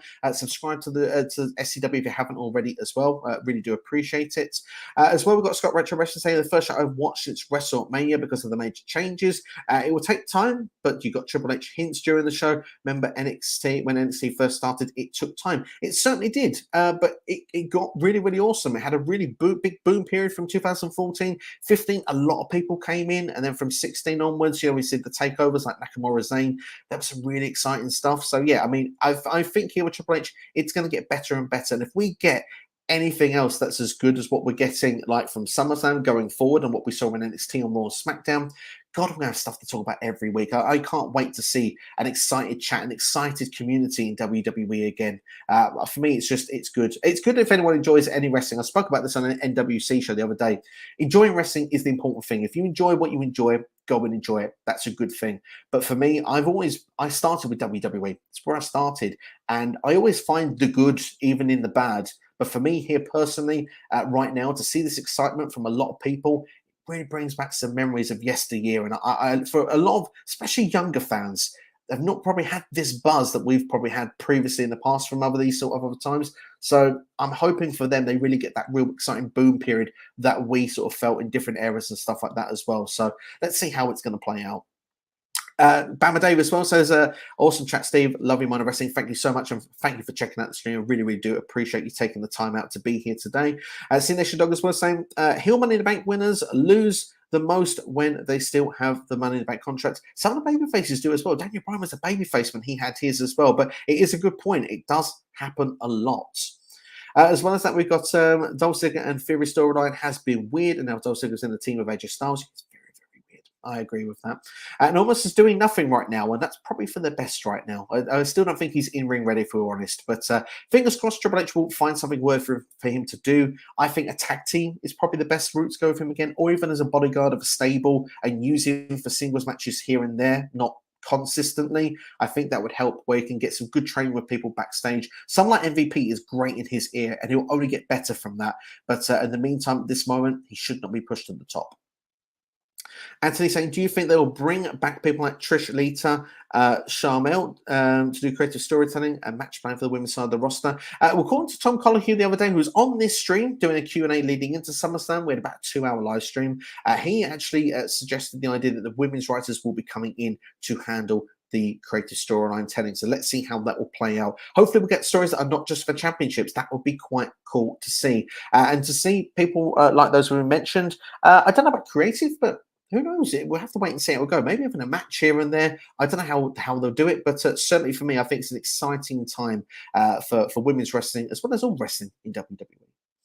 Also, do we think that winning the Elimination Chamber match is an accomplishment like being a Royal Rumble winner, Money in the Bank winner, and King of the Ring winner? It should be. Even if it's not, it should be. Personally, if you're asking my opinion, because Elimination Chamber is not easy to win, especially those poor sausages that have to start the match and then win the match at the end. Also, it's crazy how Roman Reigns was in NXT but never held the NXT Championship. He wasn't there very long. He got pushed very, very early to join the Shield to be, excuse me, debuting at that Survivor Series. I think it's only been on for like a matter of a couple of months. So yeah, it's going back away, unfortunately. But yeah, he didn't do a lot on NXT. No. New Day might be turning heel. We'll have to wait and see on that one. I don't see it personally, but you know, it could happen. Wouldn't be against it. It did it before, didn't it? It was quite success then as well. Also, those bots that invaded Denise Salcedo's stream once, let's get rid of them ASAP. Yeah, it's a random comment, but yeah, if we do see spam of any sorts like that, I will get rid of them as quick as I possibly can. And obviously, I think you have a good idea when they're spams. Don't click on them. It's not a good idea. And to disagree with you, I think that tweak Drew's character a little bit with Triple H at the helm creative. You can actually Triple H call Alba Fire up and Gallus. Well, you could call them up. I'm not sure with the role of Gallus of how they would feel in WWE's main roster at this point.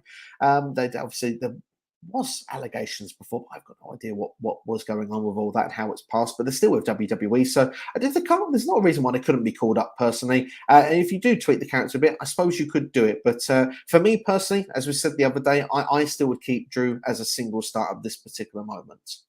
Maybe it's Vince's bots trying to invade. He wouldn't be against it at this point. He's heard there's been a little bit of negativity coming from some of these YouTube channels, so maybe it's his way of getting revenge. And yeah, it's good shit, I guess, in his opinion. Vince wasn't a bad booker. He was not a bad booker. It just, unfortunately for me, towards the end, was a more out of touch booker than what he was earlier. If you go back to the 80s and stuff like that and the 90s, particularly early to mid 90s, people were moaning about Vince McMahon then with the creative. It was the fact that WCW happened that it shook up and we got the Attitude Era and we got for the next 10, 15 years. But I would say there are still great moments through any era of wrestling, but I just feel for myself personally, I feel that yeah, it's not a nice you know, it's out of touch in my personal opinion with what I've been seeing compared to now what I'm seeing now with Triple H when I watch AEW, for example. So yeah, that's how I feel with that. Vacant are not the longest women's tag team champions, but they're catching up.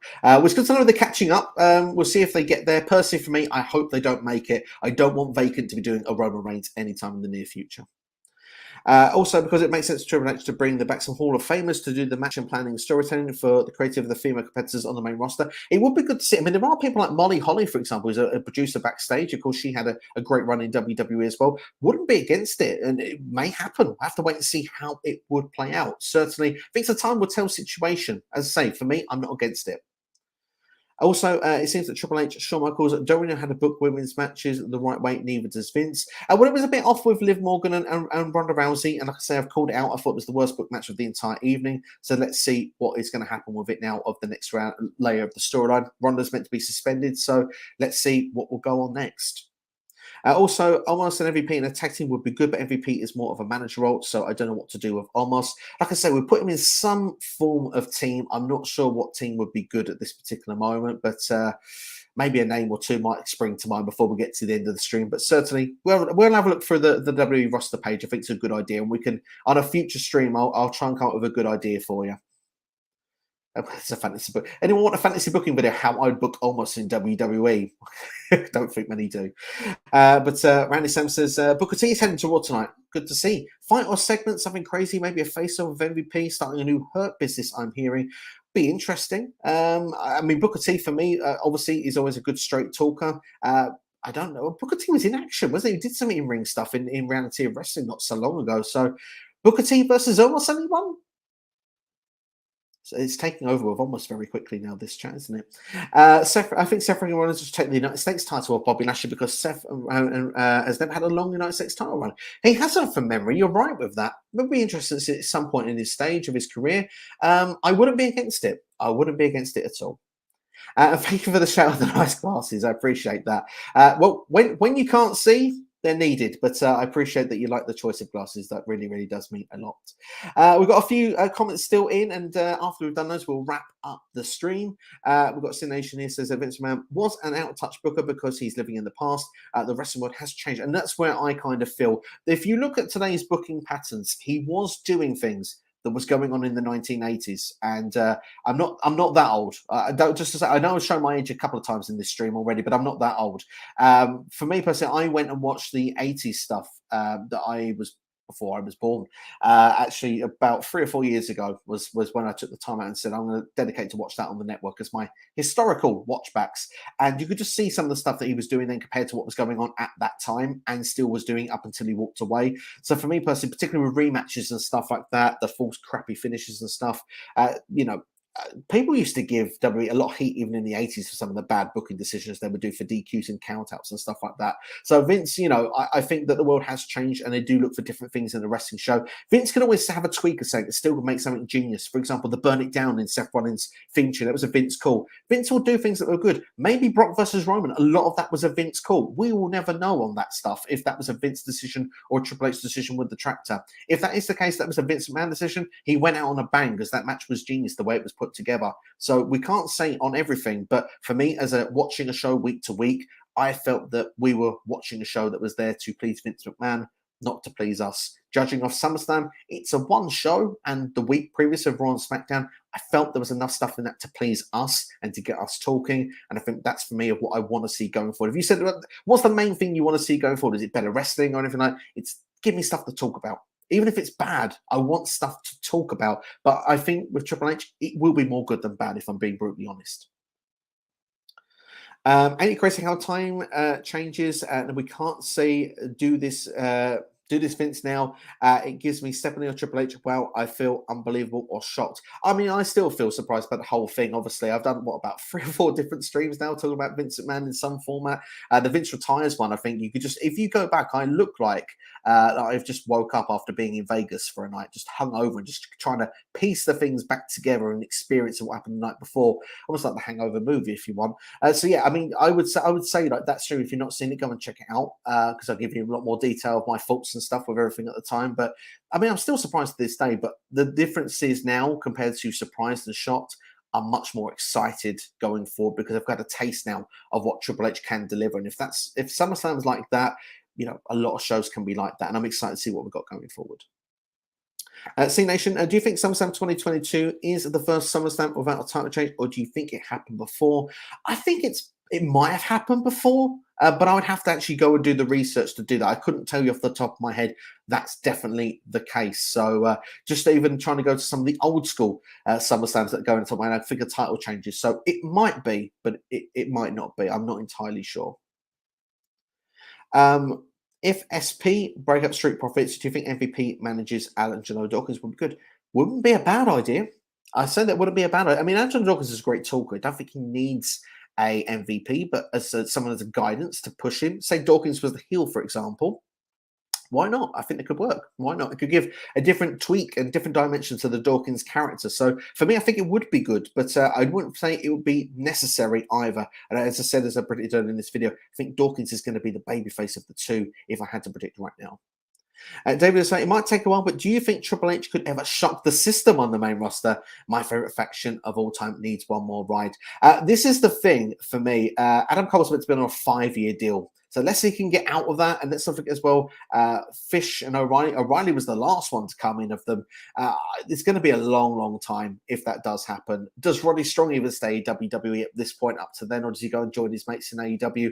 I'm not sure if it happens, but maybe it can happen. We're just looking in the very, very distant future, unless there's a really bitter story where this release is being called for. I mean, we've seen Gresham request his release from AEW ROH. Will it happen with anyone else in AEW? We have to wait and see. And if it was the Shock the System boys, then that would be interesting to see. But I'm hoping to talk about them more this week, actually, the Undisputed Elite, because I want to talk about the AEW Trios Championships at some point. But this is a WWE stream, so I will keep that for you for later in the week, potentially Wednesday, if you're up for a live stream on Wednesday. Am I a fan of ref bumps or not? Depends on the ref bump and depends how often. An occasional ref bump is fine. If it's WCW 2000, which is almost every single match, and I'm laughing my head off because they look so bad, then I'm not a fan of them as much. You can overdo it. I think there's a right amount of ref bumps in a show, and probably even in a month, to be fair. You shouldn't be having them all the time, because I think for me that's when it harms your product more than helps it. But if it's done and it's appropriate and it suits the storyline narrative perfectly, then I'm fine. I'm full in favour of it. Last two comments then, and we will shoot last three comments, and we will wrap up the stream. What if Triple H could play Vince McMahon and got on his Twitter account said, "I am retiring," and Vince McMahon? Well, I probably a comment I shouldn't have pulled up really, but yeah, I mean, to be fair, I don't think that's happened. That's all I will say on that one. But we'll leave that open to speculation. Martin Ford is the next Rock. I think that he has potential to do that. I mean, he's probably the closest thing we have to a Rock. I mean, the charisma Martin Ford has got is unbelievable on the chain. And to be fair, I think it's time that we unleash Montez Ford in WWE and to see what happens. I will take an AEW question because we're right at the end of the stream. Why not? How do you feel about Hobbs, Turner, and Starks, and where is it going? And who will face Hook? And next to know. Next note is WWE pay-per-view. Yes, so All Out is the day after Clash of the Castle. So Clash of the Castle is actually next. So we've got the build of both shows going on at the same time at this particular point for the next 5 or 6 weeks. I think it's 5 weeks. It was 6 weeks on Saturday, I believe, when it was to that show. Could be wrong. Am I wrong? I could be wrong. I don't know. It's 5 or 6 weeks either way. But as for Hobbs and Stark, the way that whole storyline played out on TV was fantastic. Ricky Starks for me deserves a big push in AEW, and it's his time now. Ricky Starks has been one of my favorites for quite a while in AEW. I've really enjoyed his stuff. I really enjoy his theme song as well. I think it's an absolute banger, by the way. I think they'll do that match at All Out with them too, and I think that Starks will go on to a big push. Who will face Hook next? Remains to be seen. I think that will be a lower card championship. I don't even think it will be on All Out unless it's on the buy-in. Let's see what will happen with it. But certainly I'm interested with AEW. That whole sequence on that segment there with Starks beating Danhausen, losing to Hook, then having the babyface promo as well, the handshake with Hook, being turned by Hobbs. Masterful TV. Absolutely loved it. Thought it was brilliant.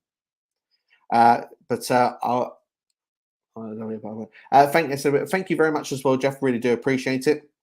Sinesh is saying great stream. Thank you so much. JJ, in the house with Vince and WWE Legends contract. Probably end up in the Hall of Fame. I don't think he needs the Legends contract, to be honest. I think he's off of that, but he's still a part of the shareholders, so he still has a lot of say of what's going on when it comes to financial decisions in WWE. Clash feud with All Out. Interested. I wonder, do we get a UK wrestler on that pay-per-view? I hope we get Gunther versus Nakamura for the IC title or Sheamus. We'll see. I'd like either. As long as the IC title's there and Gunther's there, I'll be a very happy man. Personally, for me, if you wanted my call, I would do Nakamura on SmackDown TV. Have Sheamus on the premium. Gunther versus Sheamus in the UK market. I tell you what, people will go bananas for that. There's a Gorilla Monsoon reference. And Khan got surprised, and also Hunter, lol. I'm pretty sure you could say the situation with that.